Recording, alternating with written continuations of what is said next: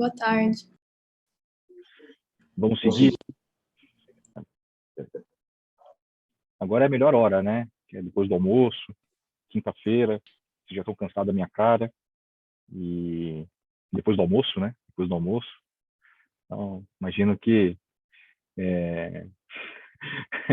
não seja o momento mais fácil, mas vamos tentar cumprir essa agenda da maneira mais atrativa possível.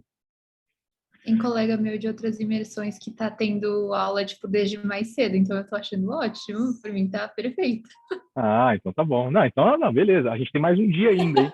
Amanhã a gente pode fazer um intensivão aí, começar bem cedo e terminar bem tarde. Tô brincando, tô brincando. Bom, beleza. Vamos seguir o nosso baile, tocar o nosso barquinho. A gente parou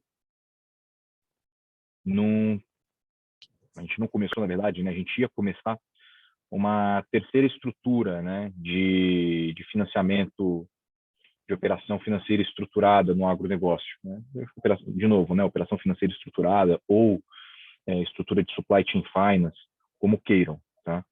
A gente falou de portfólio finance, né, destacando compra e vendor finance.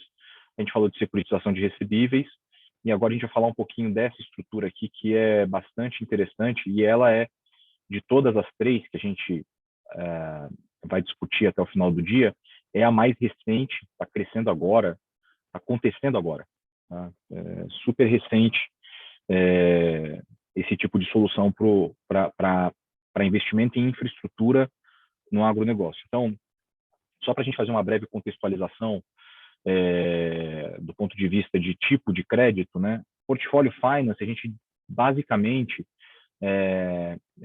está colocando em foco aqui uma solução financeira estruturada que é para custeio, principalmente, né? Então, são soluções de crédito mais de curto prazo para resolver o problema do produtor ali no custeio das operações dele, tá? Então, operação de crédito para custeio, para que o produtor pague seus custos operacionais e possa plantar, manejar a cultura, colher e obter receita a partir daquilo ali, tá?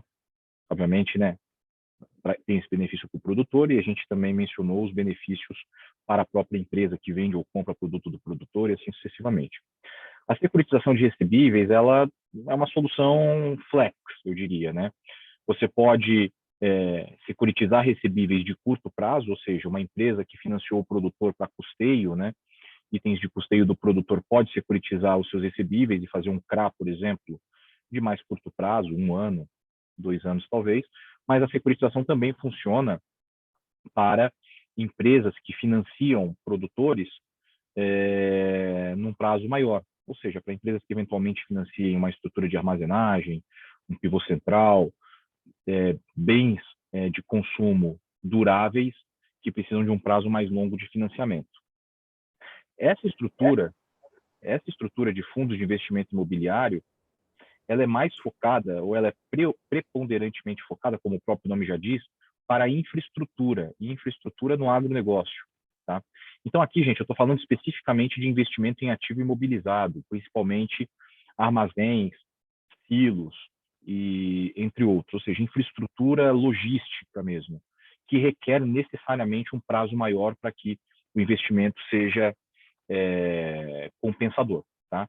Então, o charme dessa estrutura é justamente proporcionar para o agronegócio, né? Justamente proporcionar para o agronegócio uma solução financeira que permitam aos players da cadeia investir em infraestrutura sem terem grandes impactos no balanço. Vamos tentar entender um pouquinho melhor do que se trata essa solução. Bom, primeiro vale a pena falar do conceito, né, dos FIIs, né, fundos de investimento imobiliário, popularmente aí chamado no mercado financeiro de capitais como FII, ou se você quiser falar fundos, né, FIIs, tá? Fundos. O que são fundos de investimento imobiliário?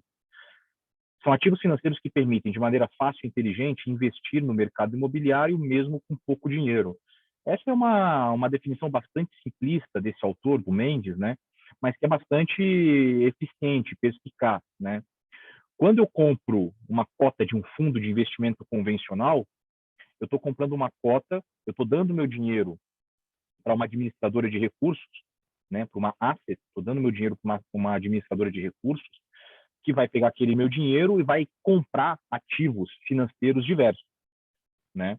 Um fundo de investimento, um fundo multimercado, por exemplo, é um fundo de investimento gerenciado por uma empresa, a gente chama de asset, por uma administradora de recursos, que vai pegar aquele dinheiro dos cotistas e vai investir em diversos ativos financeiros, vai comprar ações, vai comprar, né, debêntures, vai comprar CRA, CRI, LCA, LCI, vai comprar uma diversidade de ativos financeiros de acordo com o perfil de risco daquele fundo, né?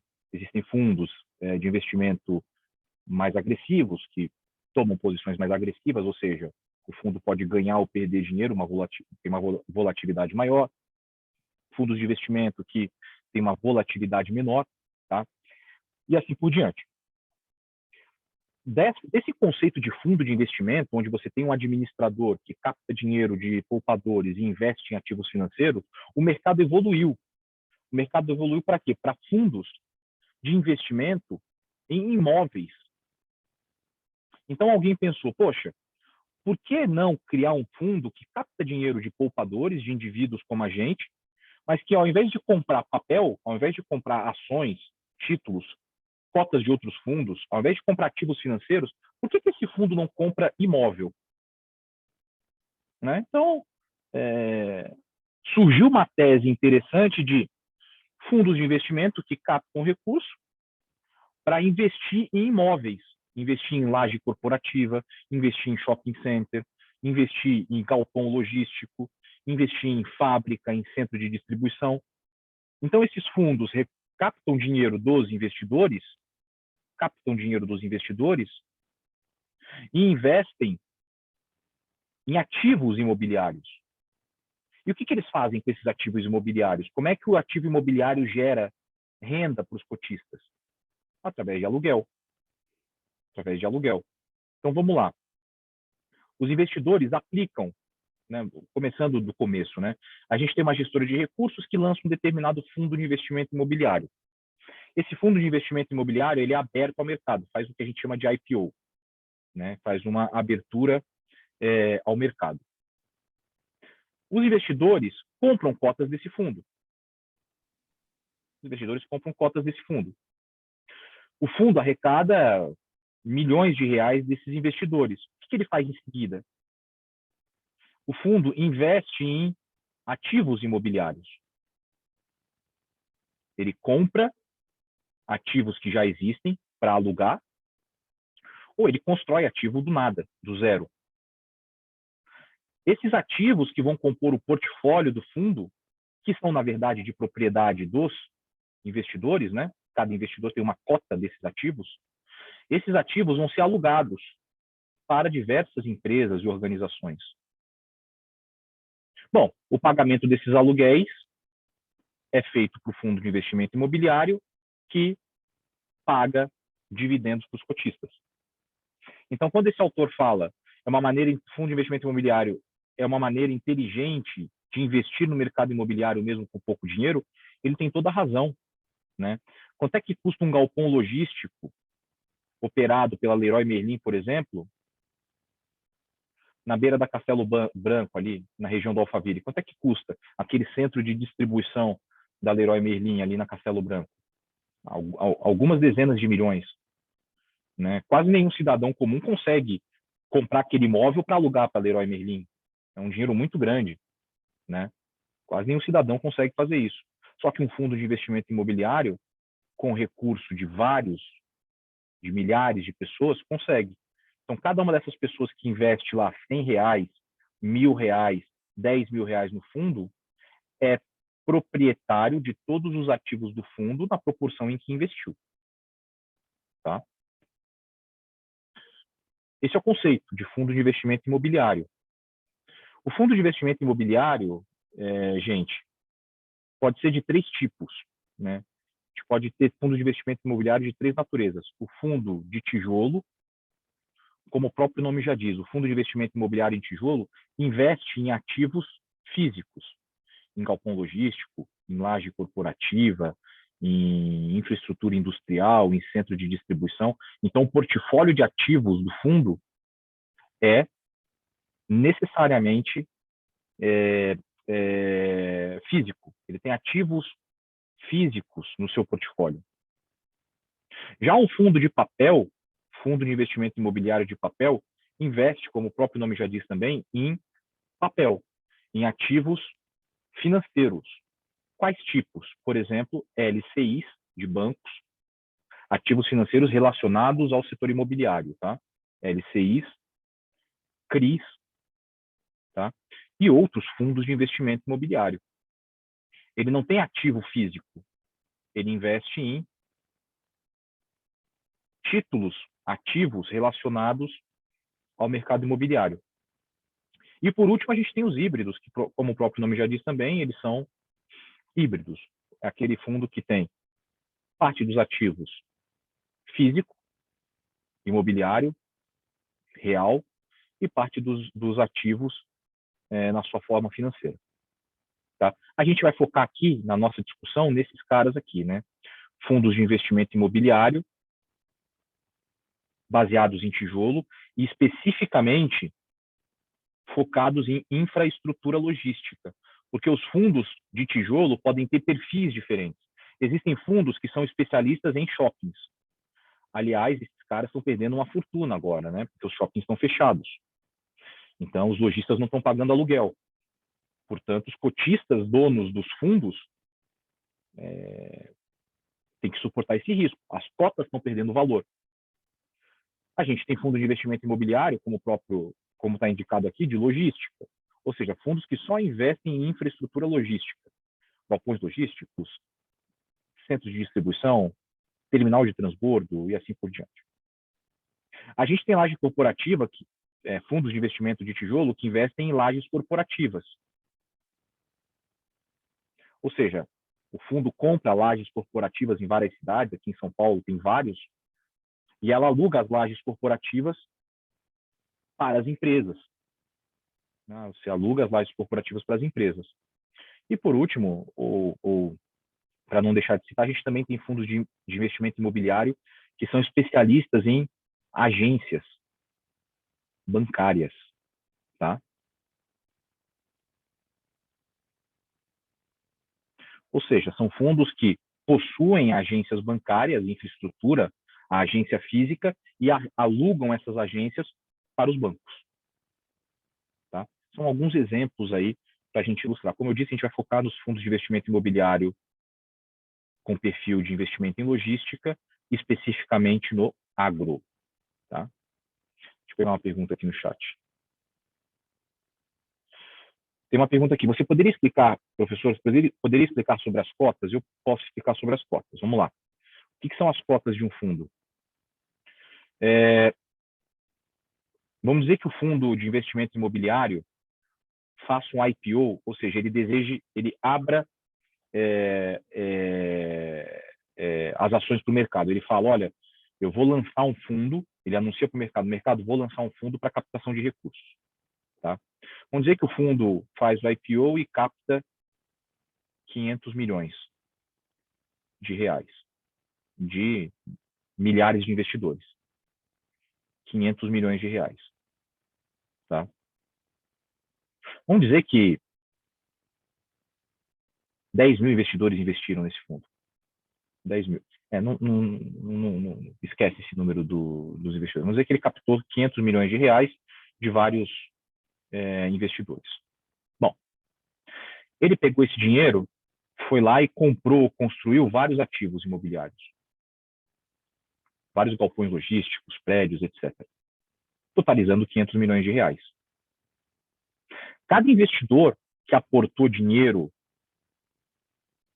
no fundo é dono de um pedacinho desse ativo imobiliário, desse conjunto, desse portfólio de ativos, perdão. Vamos dizer que a gente tenha um investidor que colocou lá 10 mil reais, comprou 10 mil reais de cotas de um fundo desse. Comprou 10 mil reais em ações, em cotas desse fundo.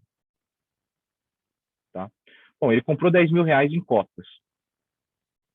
Se ele comprou 10 mil reais em cotas, ele é dono de 10 mil sobre 500 milhões. Ele é dono de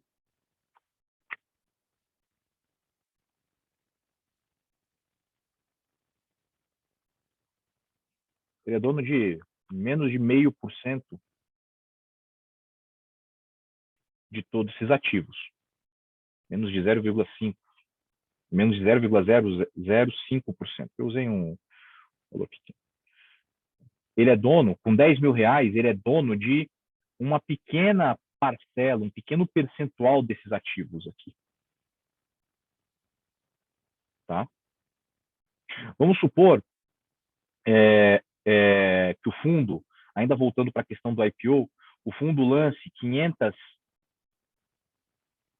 perdão, ele abra capital, e no momento em que ele abre capital, ele lance, ele fala, olha, eu estou abrindo capital para o mercado e eu vou lançar, nessa minha abertura de capital para o mercado, 100 mil cotas. 100 mil cotas. Ora, se ele lançou 100 mil cotas e captou 500 milhões de reais,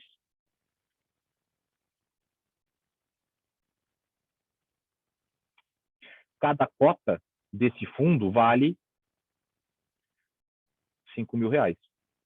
Então, se eu compro uma cota, eu viro cotista. Eu tenho uma cota e eu paguei 5 mil reais por ela. Se eu compro duas cotas, eu tenho duas cotas e paguei 10 mil reais. Se eu compro 3 cotas, pago 15 mil reais e tenho direito a 3 cotas de um total de 100 mil cotas. Números totalmente genéricos, só para a gente ilustrar aqui a questão de propriedade do fundo em relação aos cotistas. Tá? E esse valor de cotas, né, ele varia. Eu usei um valor muito ruim aqui, porque eu peguei 500 milhões de reais e dividi por 100 mil. Né? Vamos pegar 500 milhões de reais e dividir por 1 milhão, não, 500 milhões de reais, e vamos dividir por 300 mil cotistas. Então, pronto. Vamos dizer que cada cota vale R$ 1.667. Uma vez que o investidor comprou uma cota de R$ 1.667, essa cota passa a oscilar em valor. Ela pode aumentar de valor ou diminuir de valor, dependendo do interesse de outros investidores em comprar cotas desse fundo. Funciona como mercado de ações. Tá? Se o fundo é interessante, vai ter mais procura, o valor da cota aumenta. Se o fundo é pouco interessante, vai ter menos procura, o valor da cota cai. Então, o investidor aqui ele corre dois riscos. Ele corre o risco de variação da cota que ele comprou e ele corre o risco do pagamento de aluguel. Ou seja, se os locatários, por algum motivo, não pagarem aluguel, ele não ganha aqueles dividendos mensais referentes ao aluguel que os inquilinos pagam. Portanto, ele tem que olhar duas coisas. Né? Quando alguém vai investir em um fundo de investimento imobiliário, não é o foco especificamente desse curso, nessa etapa para a gente, né? Discutir os drivers, né? Os direcionadores de um bom investimento em fundo de investimento imobiliário, mas o que o cotista precisa olhar quando ele vai investir num fundo de investimento imobiliário? Primeiro, qual que é a localização dos imóveis? Os imóveis são bons? São bem localizados? Uma coisa é você ter um apartamento, vamos dizer que você compra um apartamento para alugar. Vamos dizer, você, sua família compra um apartamento e a intenção do apartamento, da compra é investimento em imóvel para aluguel. Uma coisa é você comprar um apartamento na rua Itapeva, na frente da escola. Possivelmente você sempre vai ter clientes para alugar, né? Porque alunos de fora, etc, etc. Outra coisa é você comprar um apartamento lá em Guararema, onde eu tenho minha casinha lá no interior, entendeu? Ninguém conhece Guararema. Lá em Guararema é uma cidade de 5 mil habitantes. Se eu comprar um apartamento lá em Guararema, que nem tem apartamento, né? Fui muito radical com Guararema. Uma casa lá em Guararema para alugar, talvez eu não tenha liquidez suficiente para aluguel, porque lá todo mundo tem a sua casa, uma cidade do interior, muito pequena. Então, bom, se o meu interesse foi comprar um imóvel na cidade de Guararema para alugar, provavelmente eu não vou ser bem sucedido, vou ter dificuldade de alugar. Se eu comprei um apartamento na rua Itapeva, eu vou ser bem sucedido. Alguém vai alugar aquele apartamento, alguém que estuda na GV, algum profissional que trabalha na Paulista e não tem família em São Paulo, alguém vai alugar. Algum professor, alguém vai alugar. Então, esse é o primeiro ponto. O imóvel tem que ser bem localizado. Né? E segundo ponto, né, o inquilino tem que ser bom. Tudo bem, não basta o imóvel ter liquidez de aluguel. O inquilino que vai alugar precisa ter robustez. Uma coisa é eu alugar um imóvel por 20 anos, no contrato atípico, para a Gerdau. Poxa, eu tenho certeza, né, que a Gerdau vai pagar corretamente o aluguel daquele galpão logístico por 20 anos. Dificilmente uma empresa como a Gerdau vai quebrar. Outra coisa é eu alugar um galpão logístico para uma empresa que abriu ontem, uma empresa criada ontem por pessoas que não têm conhecimento nenhum do ramo de atividade em que eles investiram. O risco é maior do aluguel não ser pago. Então, o raciocínio é exatamente igual ao mercado imobiliário. Só que aqui você está comprando cotas, né, pedacinhos de um portfólio de imóveis. Não sei se ficou mais clara a questão aí de cotas. Qual o sentido de cota? É o mesmo para qualquer tipo de condomínio, né? Um condomínio de prédios, onde talvez muitos de vocês moram, né? Se a família de vocês é proprietária de um apartamento, ela tem uma cota daquele prédio, né? Vocês são donos do imóvel de vocês, mais um pedaço de toda a área comum do condomínio. Vocês são cotistas daquele condomínio, né? Se você tem o título de um clube qualquer, você é proprietário daquele título e você tem um pedacinho da propriedade de toda a infraestrutura do clube. Você é cotista do clube. Né? Aqui, o sentido é exatamente o mesmo. Beleza. Fundos de tijolo, fundos de papel e fundos híbridos. Agora, vem cá. Qual que é o papel, né, dos fundos de investimento imobiliário para a empresa? Tudo bem, eu já entendi mais ou menos como é que funciona o fundo de investimento imobiliário. O investidor bota dinheiro lá, compra a cota, o administrador, a administradora compra ativos e aluga isso para a empresa. A pergunta é, por que uma empresa como, por exemplo, a Volkswagen, alugaria um centro de distribuição de um fundo de investimento imobiliário ao invés de comprar?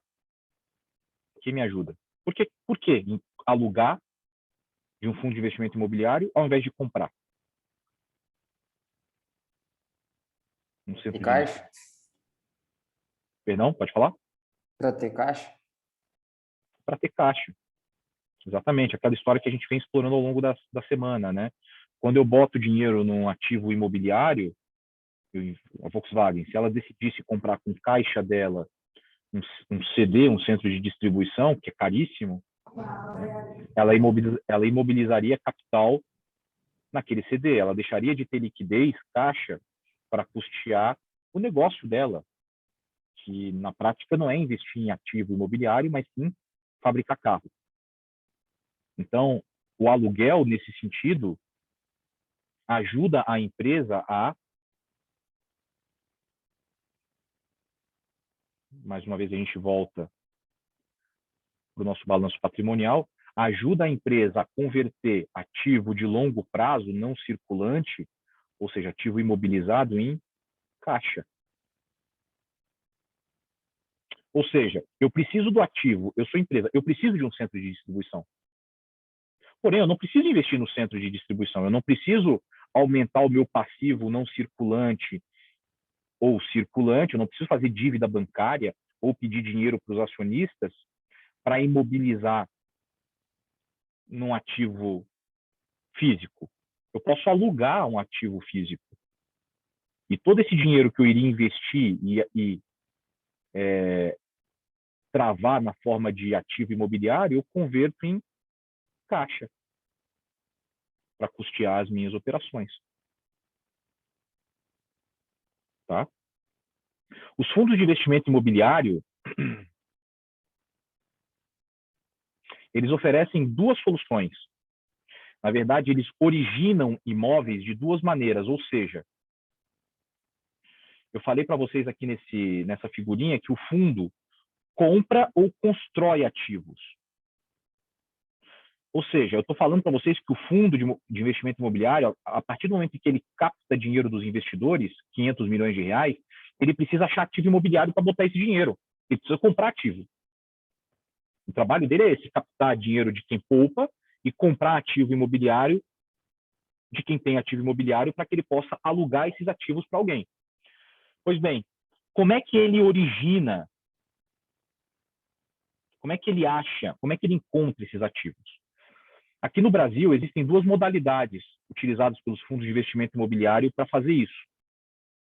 Operações de sale and leaseback e operações de build-to-suit.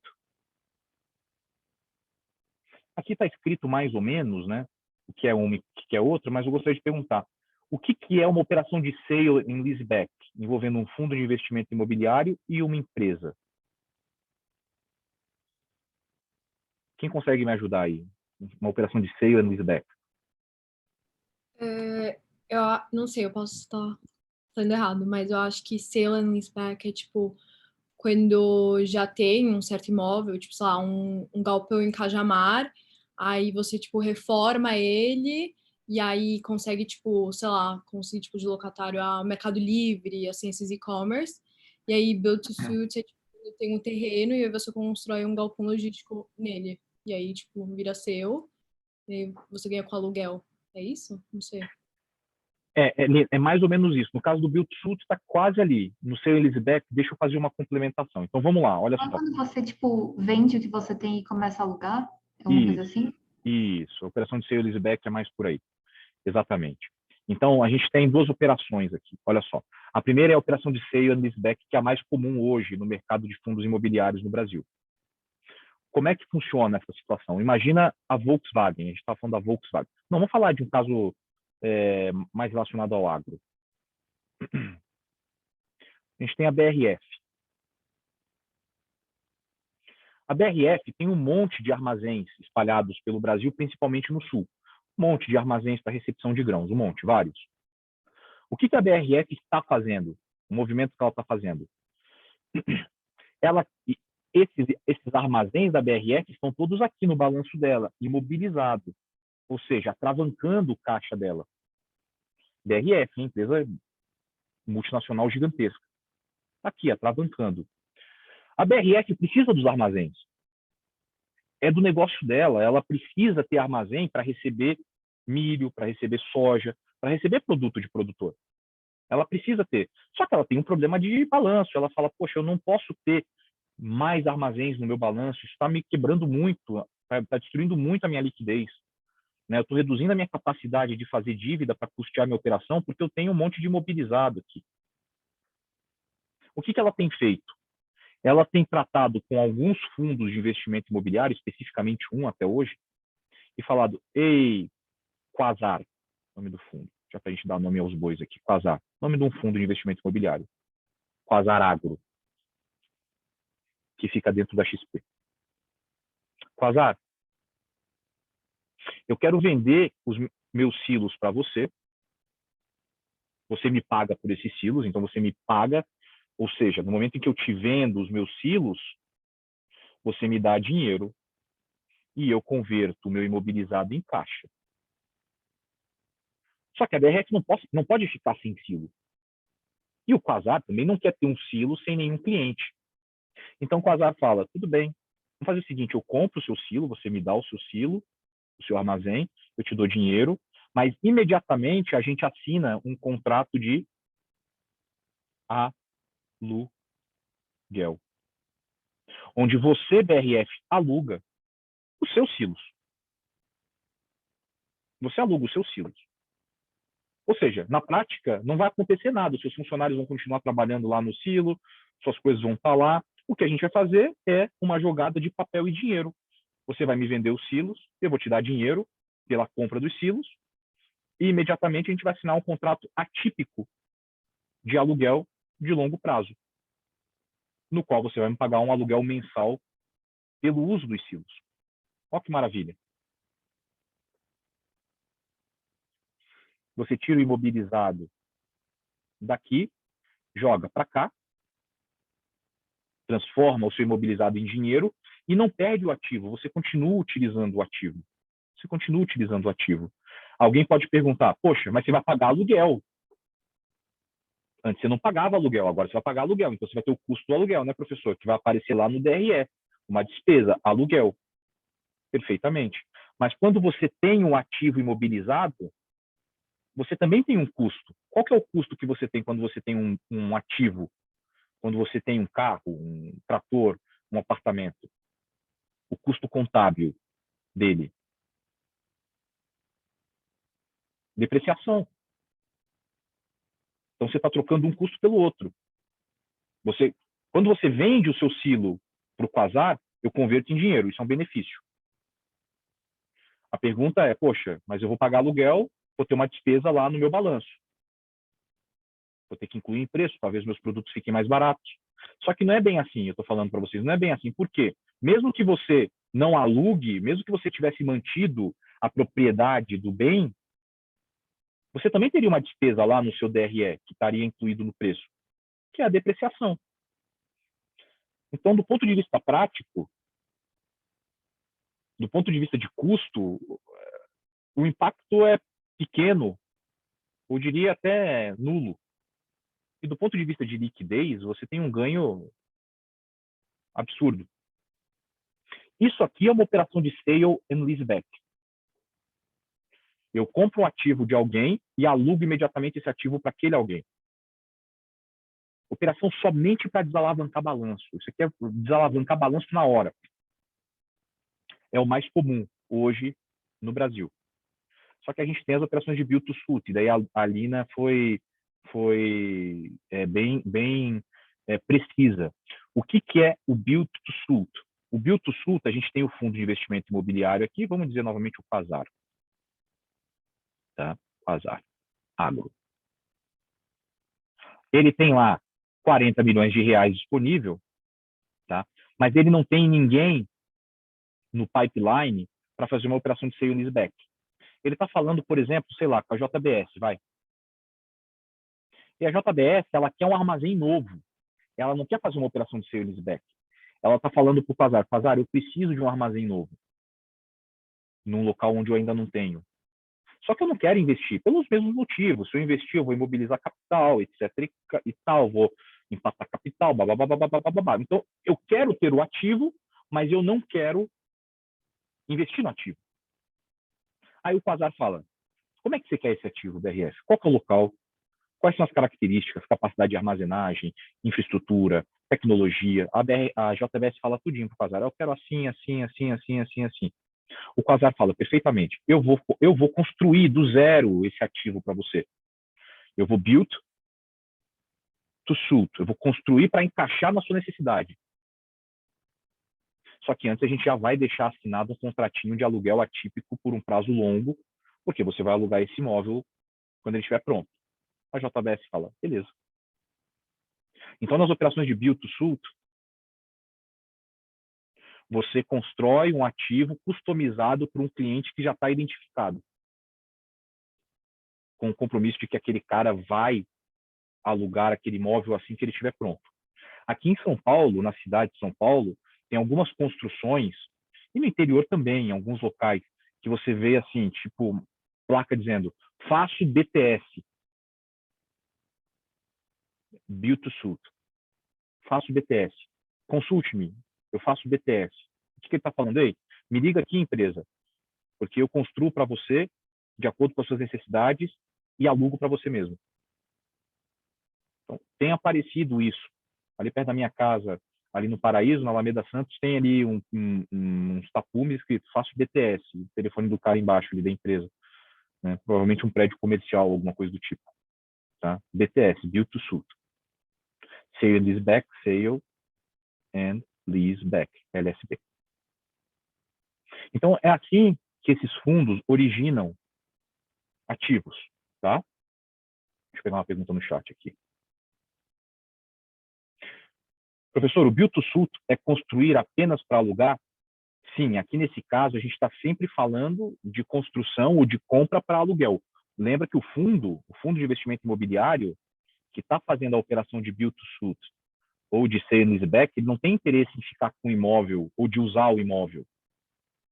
Ele tem interesse de construir para alugar ou de comprar para alugar. O negócio dele é aluguel de imóvel e administração de imóvel. Tá? Ele não tem interesse nenhum em, eu vou, se essa laje corporativa ficou linda, eu vou usar essa laje corporativa para mim, não vou alugar para ninguém, não. O objetivo é comprar para alugar ou de construir para alugar, sempre. Tá? Para quem? Para quem precisa. Beleza aqui? Importante a gente perceber sempre, né, ter em vista o impacto sobre o balanço da empresa. Né? Todas essas soluções estão ligadas a facilidades relacionadas à liquidez da empresa, né? Securitização, os fundos de investimento imobiliário, né? As próprias estruturas de vendor e compra finance e assim por diante. Né? E a gente percebe, né, que o mercado é sofisticado, a gente tem soluções interessantes e inteligentes, né, que ainda estão em desenvolvimento, Fala, João. Alô, professor? Oi, pode falar. Oi, professor, eu só queria perguntar, que eu não entendi muito bem, como vai funcionar os fundos de agro? Tá, eu vou falar já de um deles. Os fundos de agro, você diz do FIAGRO, ou os fundos de investimento imobiliários no agro? É, isso. Tá, eu vou falar já sobre ele. Na verdade, hoje, É o FIAGRO, né, professor? A gente tem duas coisas. A gente tem essa pergunta do João é interessante. A gente tem os fundos de investimento imobiliário. Eles já não são antigos, não, mas eles já têm uma certa história. Primeiro começaram a investir em shoppings, em lajes corporativas, depois partiram para a logística e agora alguns fundos, algumas administradoras estão partindo para fundos de investimento imobiliário para infraestrutura no agro. Isso é uma coisa. Só que muito recentemente, esse ano, uma coisa diferente dos fundos de investimento imobiliário, o governo promulgou a lei dos fundos de investimento no agro, que se chama FIAGRO. Deixa eu botar aqui. FIAGRO. É uma nova lei para facilitar ou para tornar o ambiente agro ainda mais propício para investimentos de terceiros. Tá? Essa lei ela ainda está em regulamentação. E, entre outros aspectos, essa lei tenta facilitar o crescimento desses fundos voltados para a infraestrutura agro. Tá? Coisa muito recente. Mas mesmo antes dessa lei do FIAGRO, o mercado de fundos de investimento imobiliário já estava migrando, de alguma maneira, para o agro, sem a existência dessa lei. Porque eles viram uma oportunidade, principalmente na logística do agro. Tá? Um exemplo desse fundo, de fundos desse tipo, é o fundo Quasar, que a gente vai falar daqui a pouquinho. Por enquanto, é o único focado no agro. Esse fundo está dentro da XP. Ele é administrado pela XP Asset Management, pela administradora de recursos da XP. Tá? Tem um outro fundo saindo agora pelo BTG, que também tem essa mesma pegada, investir em estruturas de armazenagem dentro da cadeia agro. Aliás, quem criou o Quasar está criando agora o fundo lá do BTG também. Então, são as mesmas pessoas, né? Eles só saíram do Quasar e foram para a Funchal, né? Para uma outra administradora, agora abrigada pelo BTG. Tá? Então, esse movimento está acontecendo agora. O Quasar, ele captou no primeiro IPO, acho que foi 500 milhões de reais mesmo, foram R$500 bilhões de captação, a hora que ele lançou o fundo, ano passado. Pode falar, Igor. Professor, aproveitando o gancho da pergunta do João, complementar, o Quasar, ele é um fundo de investimento imobiliário em agro, né? Ele não é FIAGRO.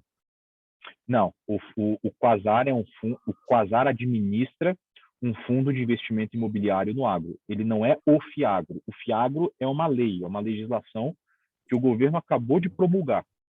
É uma lei que traz várias condições, vários benefícios e várias facilidades para que o crédito flua no agronegócio, através de fundos de investimento, entre eles os fundos de investimento imobiliário. Mas o FIAGRO é uma lei, não é um fundo.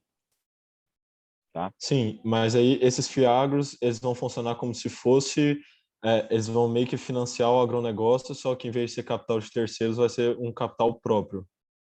Vai ser tipo isso. Ou não?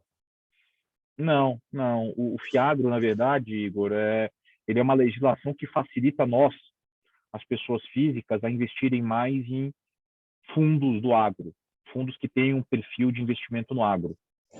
Não vai haver, Sim. não existem FIAGROS, né? Ou seja, fundo de investimento no agro.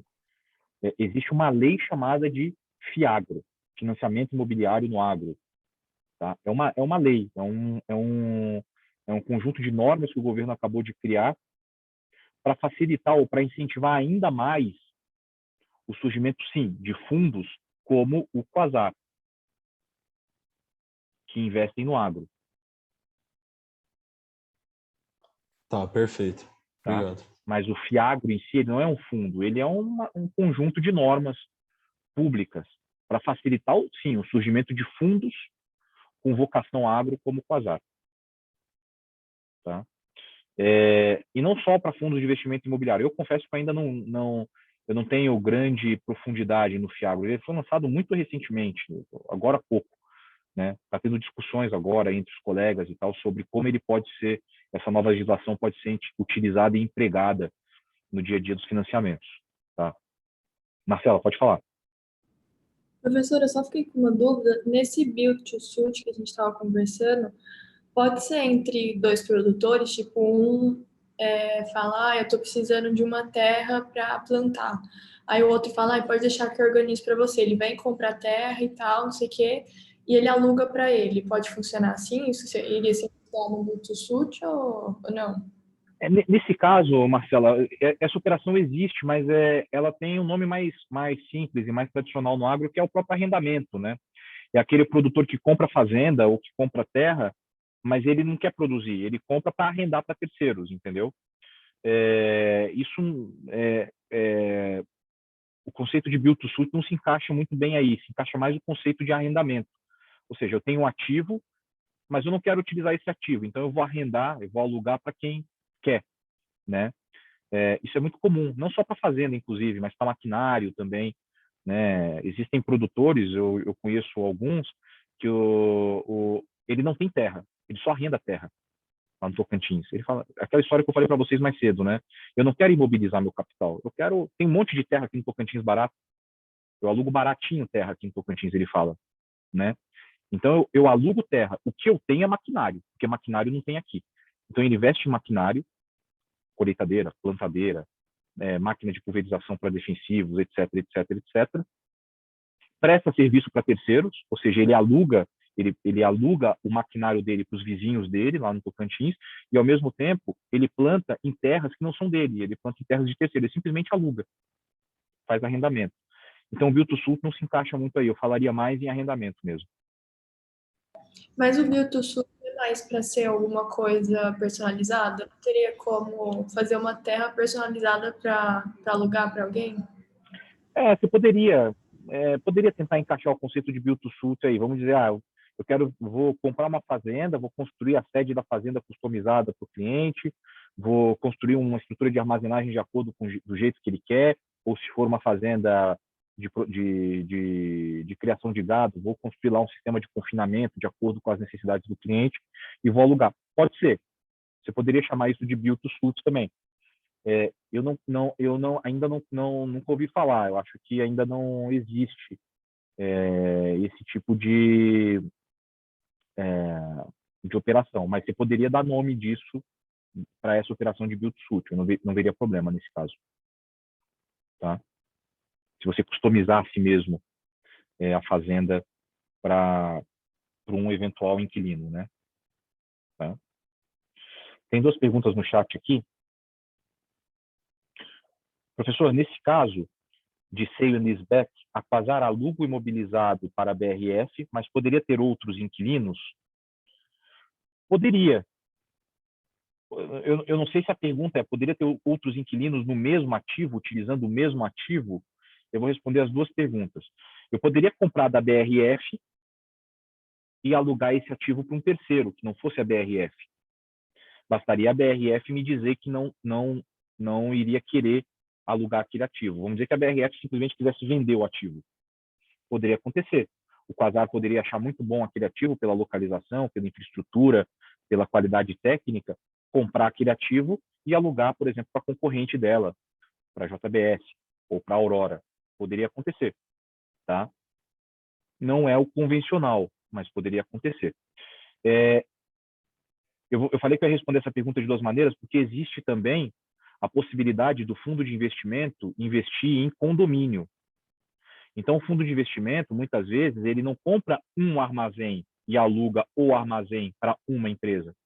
Muitas vezes, ele compra um condomínio logístico, um condomínio com vários armazéns, ou com vários terminais de transbordo, ou com vários centros de distribuição, e ele aluga cada uma dessas unidades, aí sim, para inquilinos diferentes. Tá? Você tem a possibilidade de ter condomínios logísticos com unidades alugadas para inquilinos diversos. Tá? A mesma coisa que laje corporativa, né? Se a gente fugir um pouquinho aí do logística, né? Imagina um prédio corporativo da Faria Lima, por exemplo. Ele tem várias lajes, né? Eu posso alugar todas as lajes, ou seja, o prédio inteiro para uma empresa, ou eu posso alugar algumas lajes para uma empresa, outras lajes para outra empresa, e assim sucessivamente. Tá?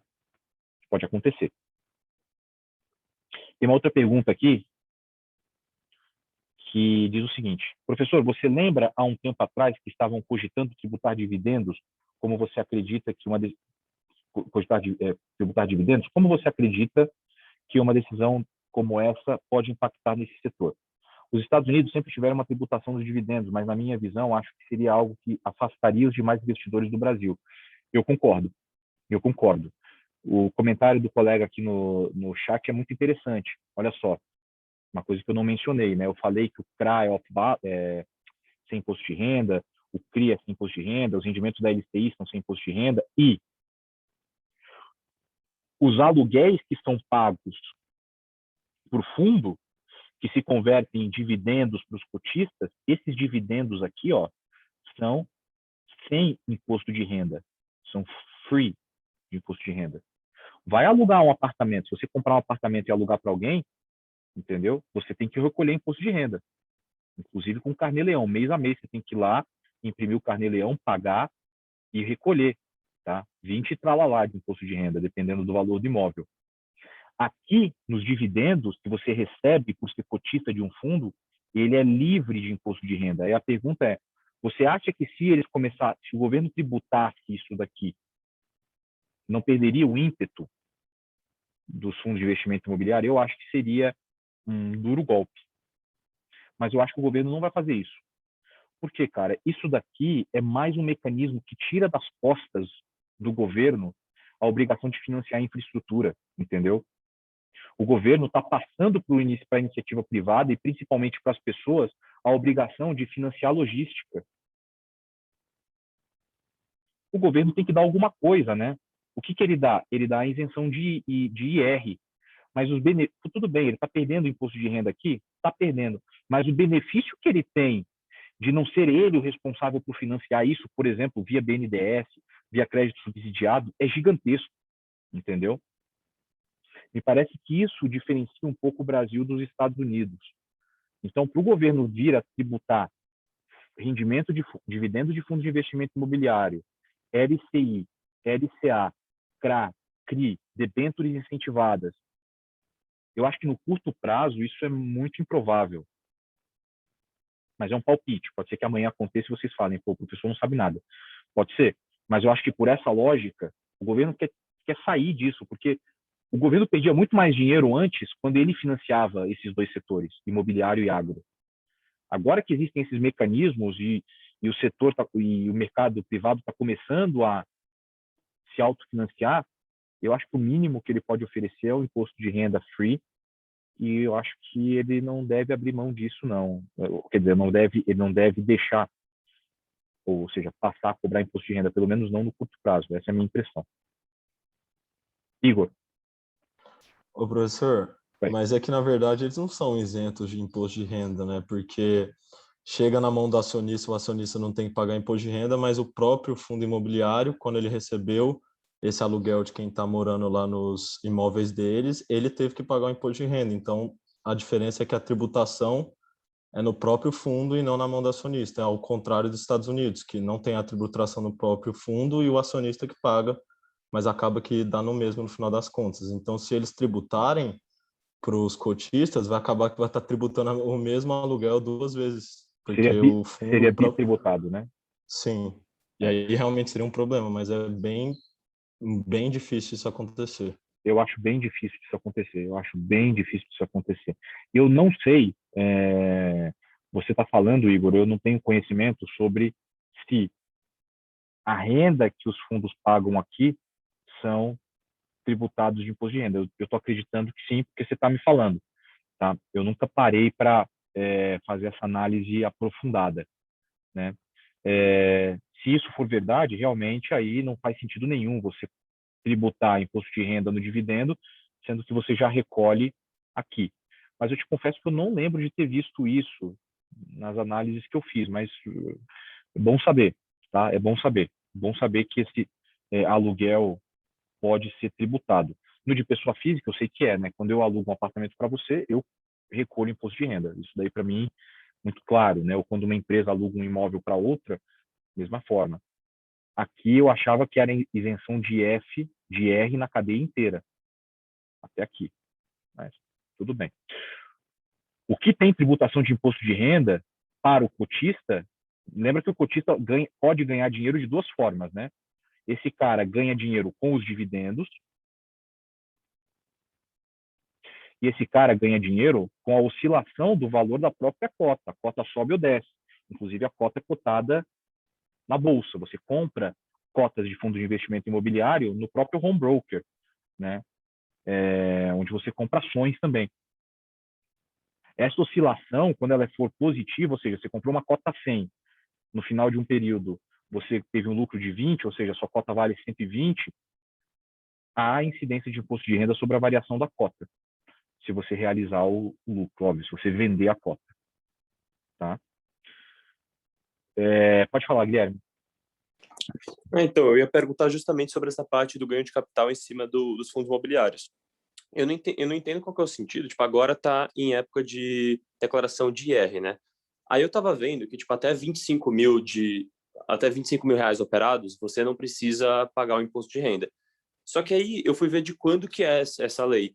E aí eu corrigi pela inflação e deu, tipo, 44 mil. Eu queria saber qual que é o sentido dos caras manterem esse capital em 25 mil e não aumentarem, corrigirem pela inflação.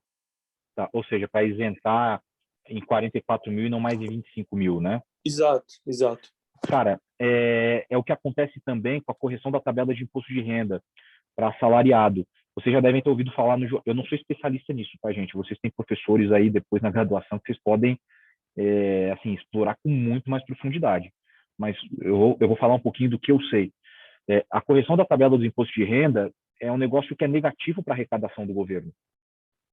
Então, assim, o que você está falando, né? Olha, a isenção até 25 mil reais investido.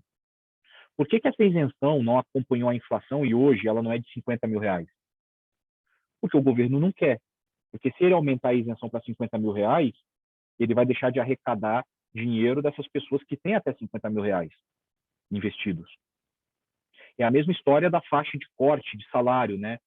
Eu não sei de cabeça agora qual que é o limite mínimo para você começar a declarar imposto de renda. Eu acho que são alguma coisa na casa de 20 mil reais por ano de receita, 24 mil reais, sei lá. Já é há muito tempo. A inflação já, subiu e o limite, né, para isenção é 20 e poucos mil reais por ano. A pergunta é, por que o limite não acompanha a inflação? Né?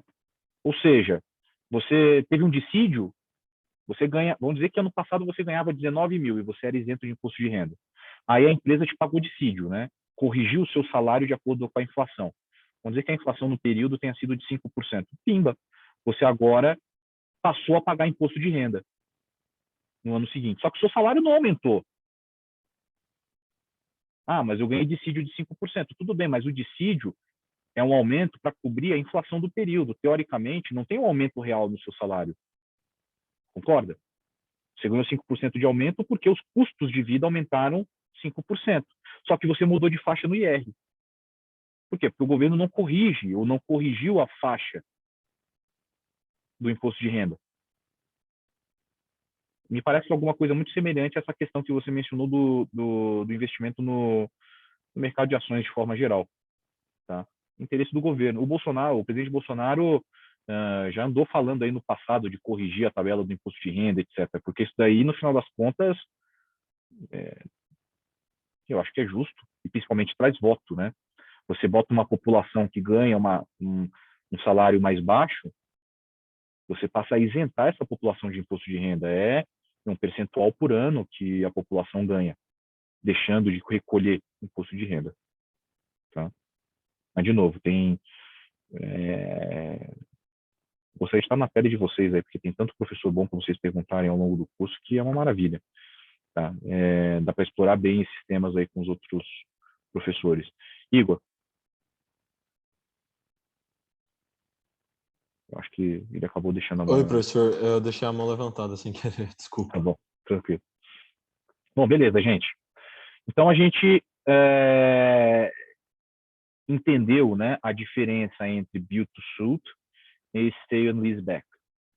E a gente entendeu também qual que é o impacto, né, dos fundos de investimento imobiliário para a empresa. Por que é interessante para a empresa? Essas empresas que eu coloquei aqui na figurinha não foram ao léu, aleatórias, tá? Magazine Luiza, Embraer, Grupo Pão de Açúcar, Volkswagen, Leroy, BRF, não foram aleatórias. Todas elas alugam ativos logísticos de fundos de investimento imobiliário, todas. Stock, Banco do Brasil, LinkedIn. Tá? O escritório do LinkedIn fica ali no prédio do Shopping Eldorado, ali na beira da Marginal Pinheiros, ali do lado da ponte Eusébio Matoso. Eu não sei se eles têm uma laje ali ou mais de uma, mas não é deles. A laje é alugada de um fundo de investimento imobiliário. Tá? Beleza. Bom, riscos, né, inerentes a um fundo de investimento imobiliário. O que a gente como investidor deve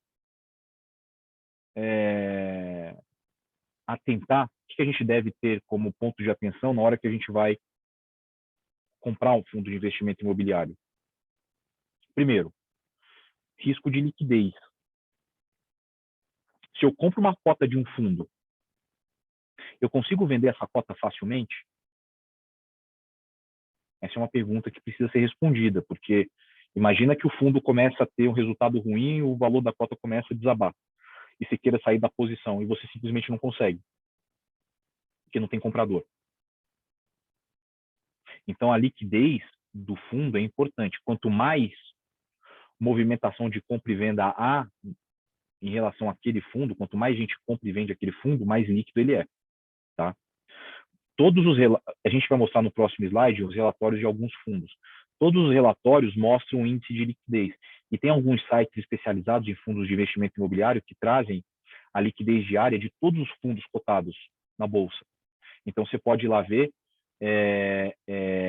por ordem de liquidez, quais são os mais líquidos e quais são os menos líquidos. Tá? Outro ponto importante que eu gostaria de destacar aqui, eu não vou destacar todos não, mas o risco de vacância é um risco importante também que deve ser considerado quando você compra uma cota de fundo de investimento imobiliário.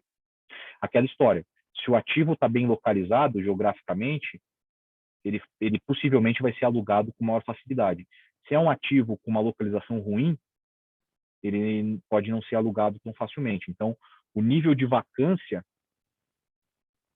é um ponto de atenção importante para o investidor. Porque se o fundo tiver um nível de vacância muito alto, significa que os imóveis estão vazios e, portanto, você não está ganhando aluguel.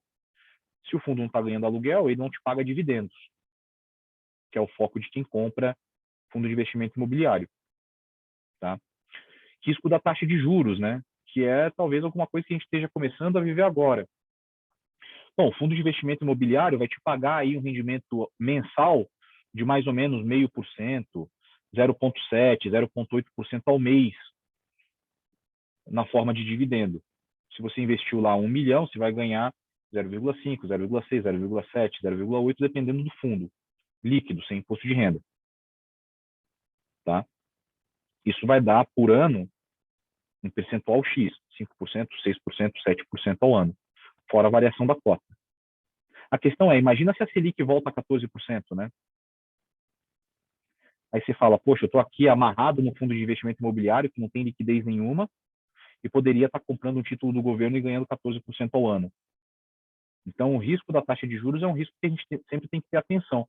Se esse movimento de subida da taxa de juros for constante, e a gente perceber, acho muito difícil, mas se a gente perceber que um dia a taxa de juros pode voltar para os patamares de alguns anos atrás, os juros matam o fundo de investimento, qualquer fundo de investimento imobiliário, porque os investidores vão querer comprar título do governo, que é muito mais seguro e dá um rendimento maior. Tá? Risco relativo à tributação, que o Guilherme levantou, né? Ou seja, vai que amanhã ou depois o governo resolva tributar os dividendos. É um risco que pode ocorrer, né? Risco de inadimplência, ou seja, os inquilinos dos imóveis que pertencem ao fundo são ponta firme, são bons, os contratos estão bem redigidos. Qual que é a probabilidade de haver inadimplência? Porque a inadimplência leva à vacância. Tá? E, por último, o risco de mercado, né? O próprio risco da variação da cota. Tá? Da variação da cota. Vou dar um exemplo clássico aqui. Existe um fundo chamado BBPO11. É um fundo vinculado ao Banco do Brasil. O que esse fundo fez? Ele foi criado para comprar agências bancárias e alugar todas essas agências para o BB, o Banco do Brasil. Pô, a princípio, uma tese fantástica, né? Vai alugar para um inquilino fantástico, um monte de agência, uma cacetada de agência. Veio a pandemia, mostrando que o home office veio para ficar e que talvez realmente os bancos tenham que se tornar mais digitais do que eles já são. O presidente do banco, que acabou de sair, inclusive, né, que foi demitido aí publicamente, o presidente do banco queria fechar agências do Banco do Brasil, entre elas agências alugadas junto ao BBPO. Acontece que o contrato de aluguel das agências junto ao Banco do Brasil vence agora, eu acho que é 2023, sei lá, 2024, é agora. O que aconteceu com as cotações do fundo? Estavam há um ano atrás a 160, hoje estão lambendo aí R$100. Então, quem comprou a 160, hoje tem um ativo que vale R$100. Ele continua pagando dividendo, o que é bom, mas ele perdeu muito valor, né? Tá? Risco de mercado. Bom, aqui eu queria mostrar para vocês, gente, alguns exemplos de fundos. Eu vou mostrar o Quasar, que eu acho que é o fundo mais apropriado para a nossa realidade aqui de discussão no agro, tá? Mas antes disso, né, alguns aspectos precisam ser considerados além daqueles que eu mencionei, né? Você tem o setor do fundo, né? Eu quero investir num fundo em logística, eu quero investir num fundo que aplica dinheiro em shoppings, eu quero investir num fundo que aplica dinheiro em lajes corporativas. A liquidez, conforme eu já falei, o dividend yield, ou seja, quanto que esse fundo paga de dividendo na média, rentabilidade, quanto que esse fundo tem rendido, tem se valorizado ao longo do tempo, patrimônio líquido, quanto que esse fundo tem hoje de patrimônio líquido, ou seja, qual que é o valor total dos ativos do fundo. P sobre VP, que é o patrimônio sobre o valor da cota. Perdão. O P sobre VP é o preço da cota atual sobre o valor patrimonial do fundo. Vamos dizer que os ativos físicos valham 100 milhões. 100 milhões, que daria, sei lá, R$100 por cota. Esse é o valor do ativo, do conjunto de ativos. Se eu fosse vender esses ativos hoje, eu venderia por R$100 milhões. Só que além do valor patrimonial, VP, eu tenho o P, que é o preço da cota. O preço da cota que é cotado lá na bolsa, R$100, R$120 por cota, 110 e assim por diante. Ora, se o valor do preço sobre o valor patrimonial for maior do que 1, significa que, teoricamente, esse fundo está caro para eu comprar. A cota está cara, porque o valor da cota na bolsa é maior do que o valor venal dos ativos. Se essa relação P sobre VP é menor do que 1, 0,8, por exemplo, significa que o preço das cotas estão abaixo do valor patrimonial do fundo. Significa que talvez seja uma boa oportunidade de eu comprar esse fundo, porque ele está barato em relação ao valor dos imóveis, na esperança de que ele vá subir para atingir o valor patrimonial que ele realmente tem. Tá? Vacância física, que eu já mencionei, quantidade de ativos, ou seja, quanto mais ativos, melhor o fundo. Você tem aquela história, né, que eu mencionei ao longo da semana, né, de pulverização do risco. Se eu tenho muitos ativos, eu tenho muitos inquilinos e, portanto, eu tenho um risco mais bem distribuído. Localização dos ativos e o inquilino que está alugando. Tá? Deixa eu explorar aqui com vocês alguns relatórios mensais de alguns fundos. Todos os fundos emitem relatórios mensais. Se você quiser saber a saúde financeira do fundo, o portfólio do fundo, o que o fundo anda fazendo, basta você ir no site dos fundos, de qualquer fundo, e acessar o último relatório mensal. Vamos acessar o do Quasar aqui para a gente ver o que eles têm feito. Tá? Aqui é o site do Quasar Agro, do Fundo de Investimento em Agro, da gestora Quasar. Aqui é o ticker dele, ó. Se você quiser comprar esse fundo, uma cota desse fundo, lá na bolsa, você digita QAGR11 e você vai achar lá ele disponível para ser comprado. Atualmente ele está valendo R$52 lá na bolsa. Tá? Atualmente ele vale R$52.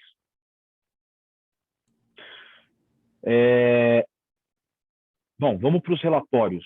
Né? Vamos pegar um relatório do Quasar aqui, o último relatório. Tá? Fundo,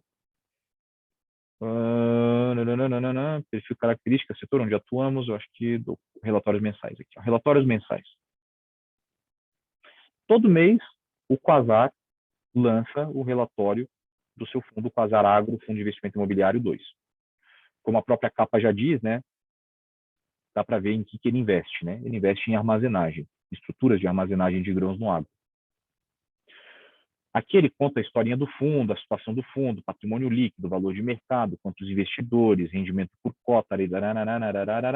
Aqui começa a parte legal, que eu acho, para aquela pessoa que quer entender, por exemplo, quais são os ativos do fundo, onde é que ele está localizado em termos geográficos, etc. Repara, o Quasar tem hoje no seu portfólio um total de 600 mil toneladas de capacidade estática. O total de armazéns que ele possui totalizam 600 mil toneladas de capacidade estática.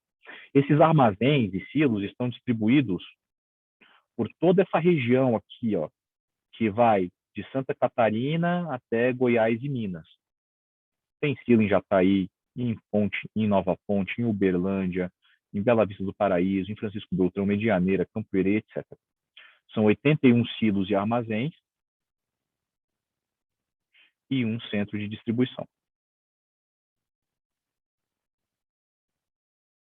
Aqui a gente tem a distribuição geográfica, né, dessas estruturas, onde estão localizadas por cidade. Né? Vamos para a parte mais interessante, que é quem são os locatários. Aqui, ó, interessante, ó, vencimento dos contratos. Então, assim, poxa, eu quero saber se esse fundo tem risco de o inquilino romper o contrato. Ó, 16% dos contratos desse fundo vencem além de 2034. 49% vence entre 2030 e 2034. E 35% vence entre 2025 e 2029. Então, parece bom. 35% da receita vem de contratos que vencem até 2029, ou a grande maioria em contratos que vencem de 2030 a 2034. Parece bom. Aqui, perfil do locatário. Quem são os locatários? Agroindústria. Quem é a agroindústria? BRF, JBS, Marfrig, Cargill com as fábricas de esmagamento, Bunge, ADM, todas as empresas que processam produtos agrícolas são agroindústrias. E o restante, 36%, revendas de insumos agrícolas. Beleza. A parte mais interessante está aqui, ó. Tá? Aqui ele traz o nome de cada um dos inquilinos. Ele traz o nome de cada um dos inquilinos. Eles têm 2 inquilinos. 2 que alugam várias unidades. A Bela Agrícola, que é um cerealista, uma revenda de insumos lá de Londrina, ela aluga uma unidade em Açaí, Cambé, Bela Vista do Paraíso e Sabáudia, todas elas no Paraná. E aqui diz o quanto ela paga. Ela paga, na média, 9,75% de taxa de aluguel por ano. Então, assim, você sabe que o cara paga 9,75% ao ano e é corrigido pelo IPCA. Você tem todas as informações. A Bela Agrícola paga 9,75% ao ano de aluguel. A Bela Agrícola preferiu essa estrutura do que manter os ativos no seu balanço. Ela fez uma operação de sale e leaseback aqui. Pode falar, Marcela. Professor, eu só fiquei com uma dúvida. Ele falou que está 100% de contrato atípico, então eles não têm tanto risco assim, porque eles sabem que se caso forem romper o contrato, o contratante vai ter que pagar eles. Então eles podem ficar mais tranquilos em relação a isso ou não tem nenhum problema? Pode ficar. Quando você vê que o contrato vence em 2030, 2034 e são contratos atípicos, isso traz um conforto ainda maior, porque você sabe que são contratos que não podem ser rompidos. Se forem rompidos, o inquilino precisa pagar todo o valor devido para sair do contrato. Então, é assim, tá? BRF. A BRF fez operação de sale and leaseback com várias unidades. Campo-Herê, Medianeira, Francisco Beltrão, Pato Branco, Jataí, em Goiás, Nova Ponte, Uberlândia e Paranaguá. Para as unidades de Santa Catarina e Paraná, ela paga 7,5% ao ano de aluguel. Para as unidades de Goiás e Minas, 8,6%, e Paranaguá, 7,5%, corrigidos todos pelo IPCA. Então, aqui você tem uma visão boa, né, dos inquilinos e do quanto eles pagam. Aqui a gente tem alguns pontos positivos e alguns pontos negativos. Eu diria que o principal ponto negativo é a concentração, né? Apesar de serem várias unidades, elas estão concentradas basicamente na mão de 2 inquilinos. O ponto positivo é que, principalmente, a BRF é um inquilino bastante forte. A Bela Agrícola, bom também, mas, assim, não é BRF, entendeu? Tanto que paga mais, né? Tanto que a percepção de risco é maior. Daniel, não sei se essa pergunta é meio boba, mas esse cap rate é do quê? Tipo, 9,75% do quê que eles pagam? Do valor total do imóvel. Do valor total do imóvel. Tá? Obrigada. Imagina. Do valor total do ativo. Então, eles especificam o ativo, eles especificaram, porque fizeram uma operação de sale and leaseback, sei lá, esses ativos todos aqui valem 100 milhões. Então, a BRF paga 9,75% ao ano de aluguel sobre os 100 milhões corrigidos pelo IPCA. Tá?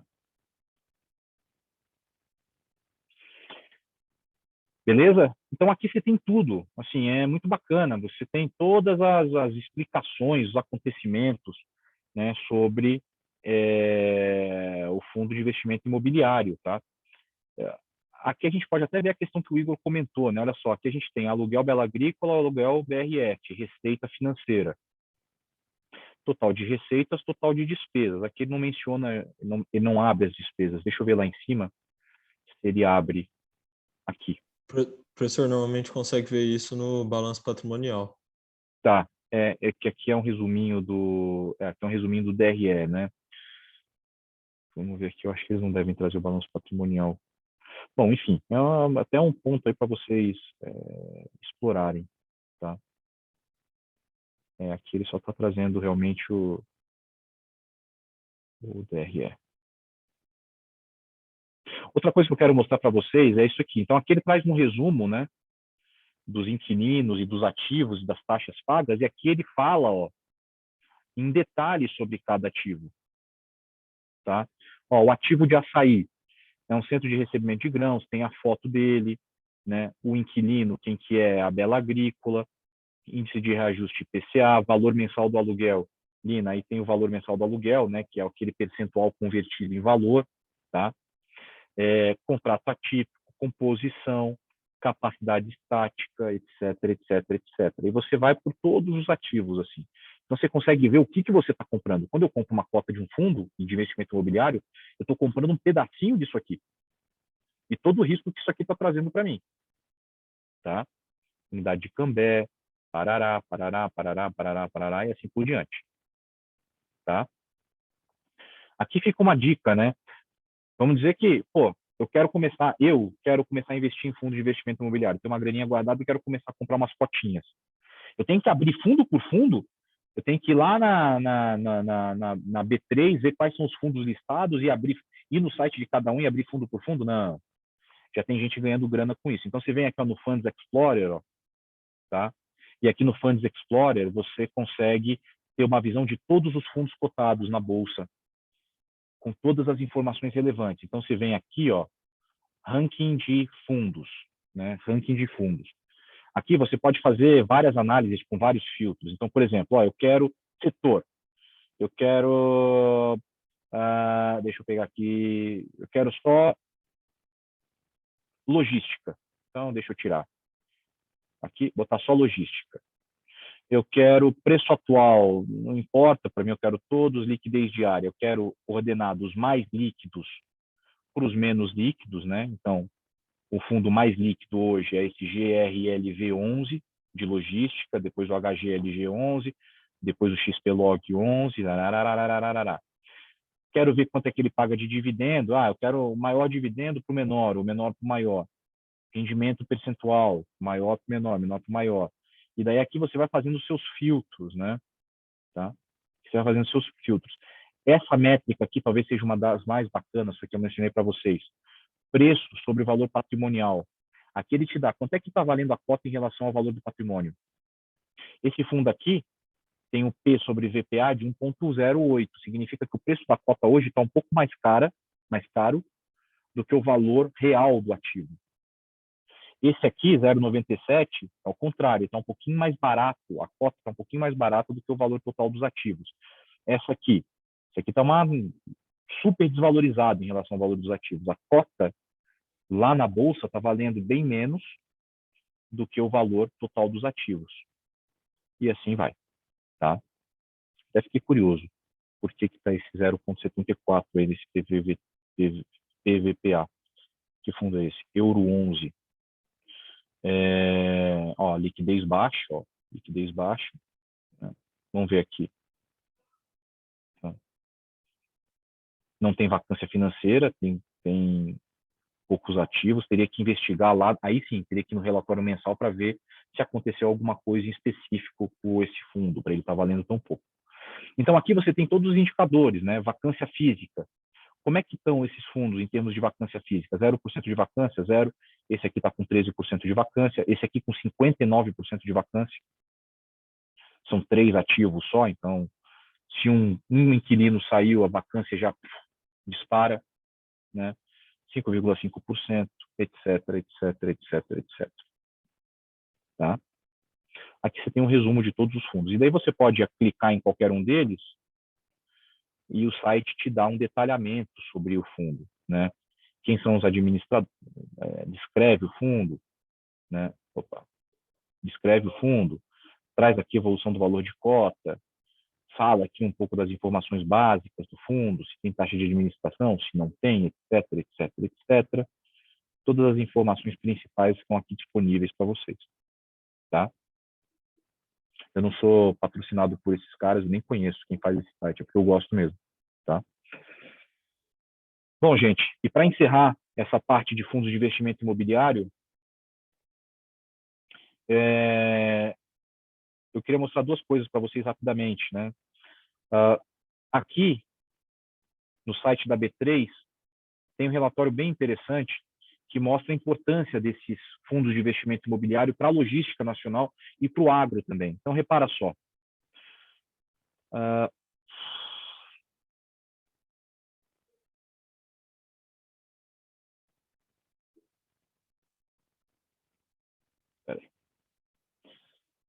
Boletim mensal. É rapidinho aqui, tá? Olha só que interessante.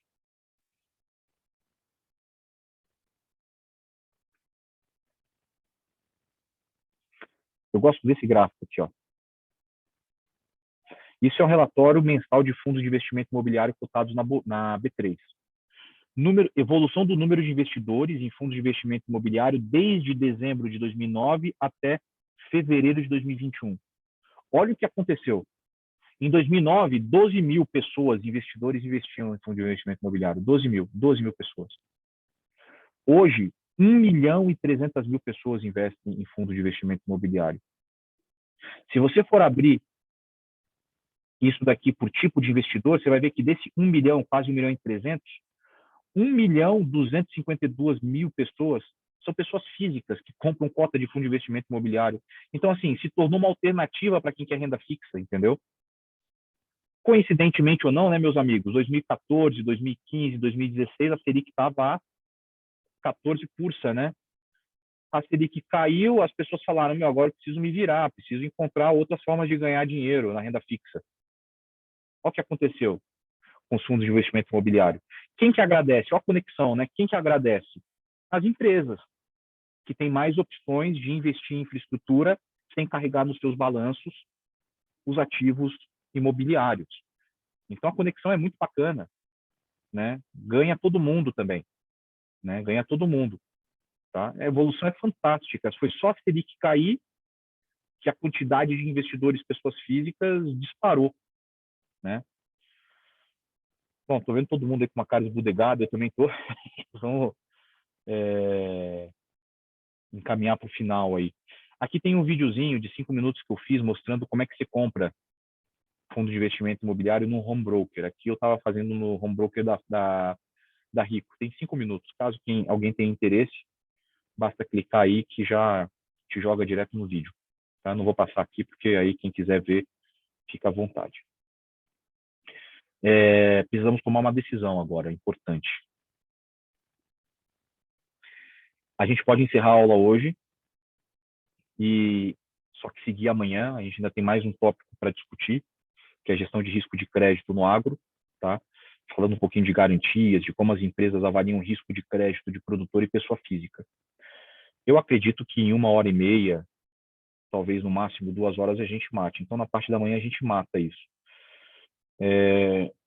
A gente pode fazer isso hoje, mas eu acho que, não sei se vocês estão cansados ou não, ou a gente pode fazer amanhã de manhã, começando às 10 horas. Valendo. O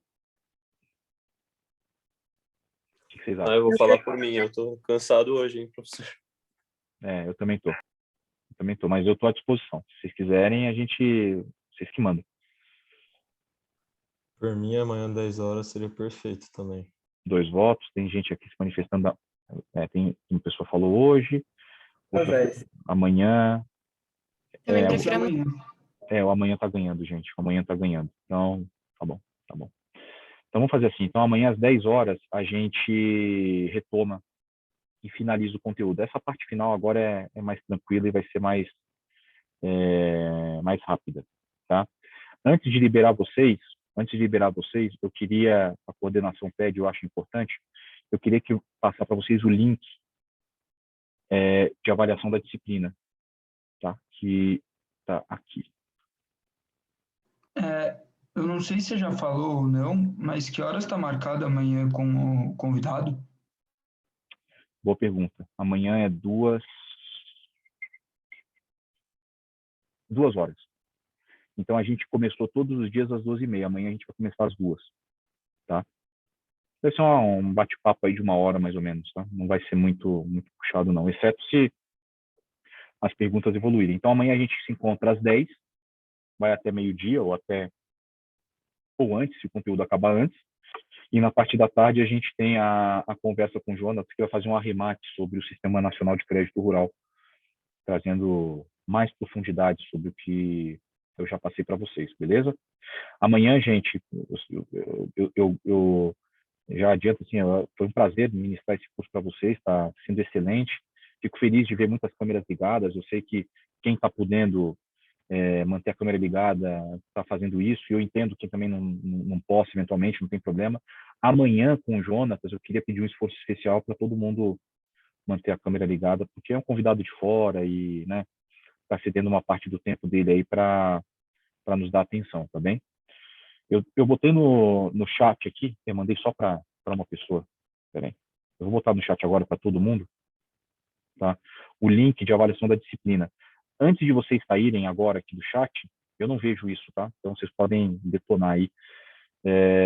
Respondam vai direto para a coordenação, responda esse questionário e antes de sair, para que a gente possa ter a impressão de vocês aí do curso.